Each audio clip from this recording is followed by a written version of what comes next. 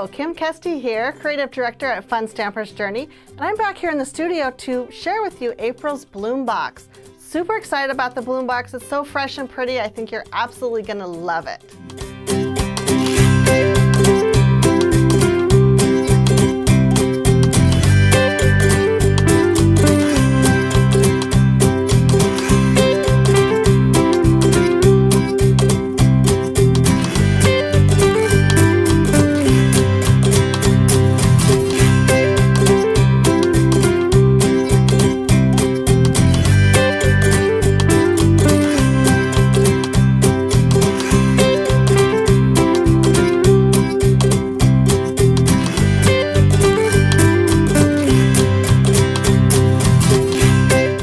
So should we check out what's actually inside the box?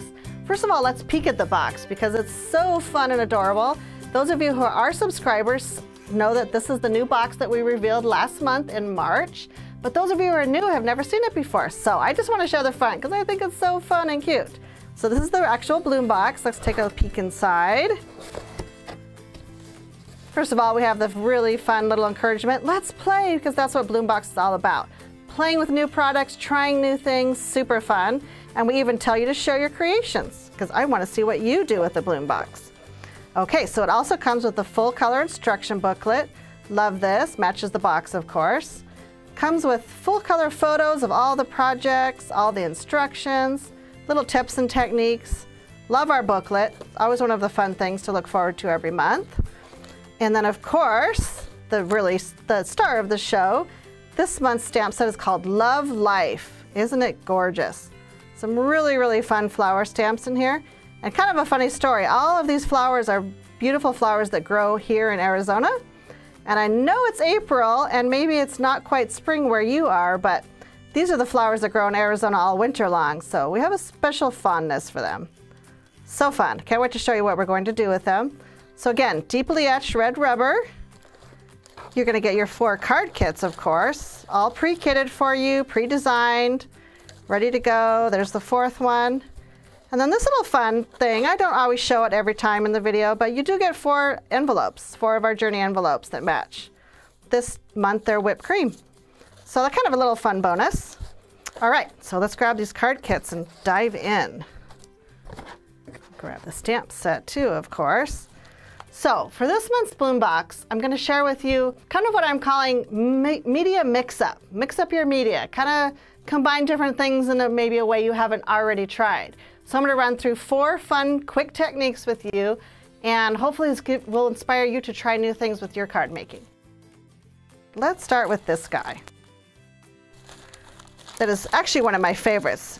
We're going to work with a little bit of liquid color here and kind of just show you a fun way to create this background. So what you're going to do is take the most bulk of your kit and set it aside. You want to reach for this one larger whipped cream panel.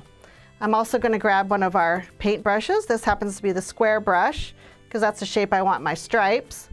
I've got a little bit of water in a cup. Can we just take a moment and say, isn't this cup cute? We just got these cups at the Journey station. I was like, oh my gosh, they're black and white stripe with a little lime green on it. So cute. Anyway, I have a little bit of water in there. And then the 2 liquid colors I'm going to play with are Catalina Splash and Limeade Splash. So you just need just a little bit of each color. We're going to combine the liquid color with water. So that's the first media I'm going to mix up. I'm also going to be mixing these 2 colors. So that's kind of where the mixing comes in. Pretty fun. And I really want I didn't put much, just a few little drops of each. And I'm really going to come in here with quite a bit of water and really go in and add a lot of water. Like that seems like a lot, and I'm going to add even more. I'm really going to get a lot of water on my paintbrush and just water that color down. Isn't it gorgeous, the 2 colors mixed? So again, it's Limeade Splash and Catalina. Gorgeous. Now all I need to do is, once I have this really watery mixture, just come into my whipped cream base and just paint some really pretty stripes. Super quick. Again, looks really technique heavy, but absolutely fun and quick to do. So your stripes can be, as thin or as thick as you want. Of course, if you have a different size paintbrush, say you have a little bit thinner paintbrush, or maybe you have our round paintbrush, That'll totally work too. You'll just get a little bit different stripes. Super fun. So check it out. This is actually a sample that I did a few days ago. And you can see that in this one I have just a little bit more of the limeade splash and less of the Catalina. But when I did the card sample for the booklet, this is closer to the color I made. But just wanted to show you that it really doesn't matter what combination of colors you have. You're going to get slightly different shades of that pretty blue-green. I just know you're going to love whatever shade you come up with. So that's technique number 1. We'll set that aside to dry.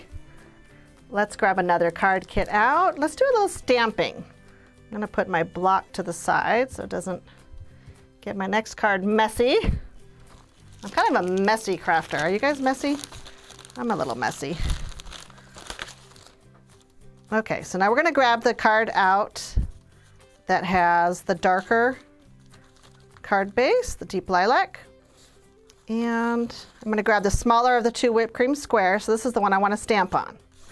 So this is kind of a fun technique to stamp. Let's grab our big giant petunia. Love that one. And I'll put it on my block. Now instead of inking this up normally like I could do, I could just ink it up. I'm going to ink up half of my stamp with lavender.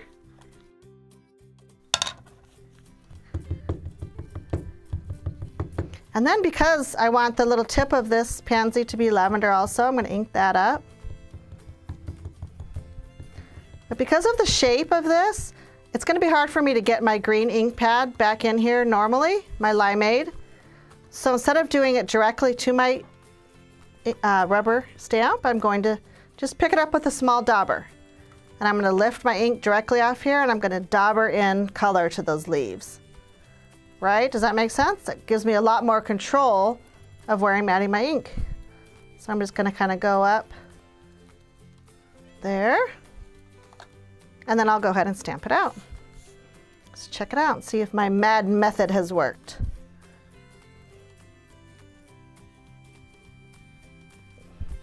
All right, exactly. It's exactly the look I was going for. So I have the petunia here and it kind of fades into the green of the leaf. And again, I have the lavender on this little bud, but then my actual leaf turned out really pretty. Love that. So again, that's just our regular ink pad combined with a little bit of daubered ink. So that's kind of the media mix-up. Maybe that's more like a tool mix-up, but totally fun. Now to finish this flower, all you'd have to do is just come in with a little bit of colored pencil. You can mix it up with any media you have at home. If you wanted to add silk or liquid color or pen pastel, go for it. On the card sample we did in the booklet, we just used colored pencil. So we just shaded a little bit of that petunia in. Good to go. So super fun. All right, so for the next project, and I'm going to reveal all the cards to you, never fear, toward the end. This next card is one of my fun ones. I did a little reveal for our coach community. Those of you who are coaches might have seen it. And this one has just such an unusual flower combination. So this particular flower is the little small daisy. I'm going to switch my block out.